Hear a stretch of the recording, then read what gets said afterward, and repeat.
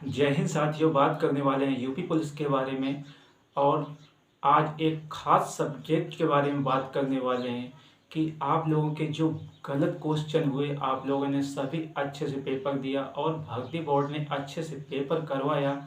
लेकिन भर्ती बोर्ड ने इतने सारे गलत क्वेश्चन दे दिए कि बच्चे परेशान हो गए। आप लोगों को मालूम होगा कि 5 दिन आप लोगों का एग्ज़ाम चला, 10 शिफ्ट में आप लोगों का पेपर था। तो इतने सारे कुछ शिफ्ट में गलत क्वेश्चन डाल दिए गए कि बच्चों का बहुत सारा टाइम लॉस हो गया। अगर भर्ती बोर्ड इन क्वेश्चनों के नंबर दे देता है तो क्या समय के हिसाब से नंबर देगा? मैं ये पूछना चाहता हूँ। आप लोग क्यों नहीं आवाज़ उठाते? जो भी टीचर आप लोगों को कोर्स बेच दिया है, अब क्यों कोई ट्विटर अभियान नहीं चलाता? आप लोगों को मालूम होगा कि जब उन लोगों को कोर्स बेचना होता है तो एक से एक ट्विटर अभियान चलाते हैं, लेकिन अब कोई सामने नहीं आएगा, ना ही कोई ट्विटर अभियान चलाएगा। आप लोगों को मालूम होगा कि अब कुछ मिलने वाला नहीं है। अब कुछ हमारे भाई बहन कमेंट करेंगे कि भैया आप व्यूज के लिए आप मत, व्यूज के लिए नहीं है, आवाज़ उठाओ यार, जो आवाज़ है आवाज़ उठाओ। अब कोई क्यों नहीं सामने आ रहा?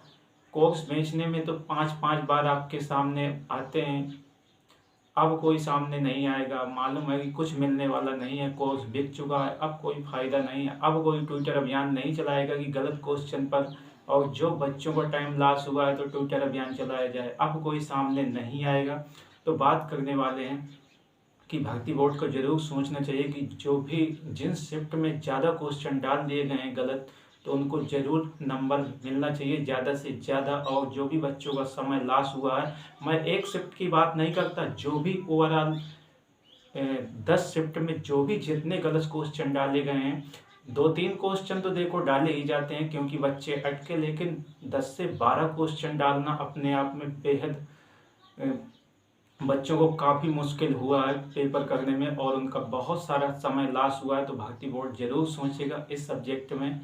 और मैं उन टीचरों के बारे में बात करता हूं कि जिन्होंने भर्ती के टाइम पर तो एक से एक कोर्स लॉन्च करते हैं, लेकिन जब इसमें गलत क्वेश्चन डाले जाते हैं तो कोई सामने नहीं आता कि अब ट्विटर अभियान चलाओ। अब नहीं कोई ट्विटर अभियान चलाएगा, आप लोगों को मालूम होगा। चलिए मैं बात कर लेता हूँ, वो तो बात अलग है क्योंकि अब कोर्स बिक चुका है, अब कोई कुछ उसमें फ़ायदा होने वाला नहीं है, तो कोई क्यों ट्विटर अभियान चलाए यार। आप लोगों को मालूम होगा अब कोई कुछ मिलने वाला नहीं है।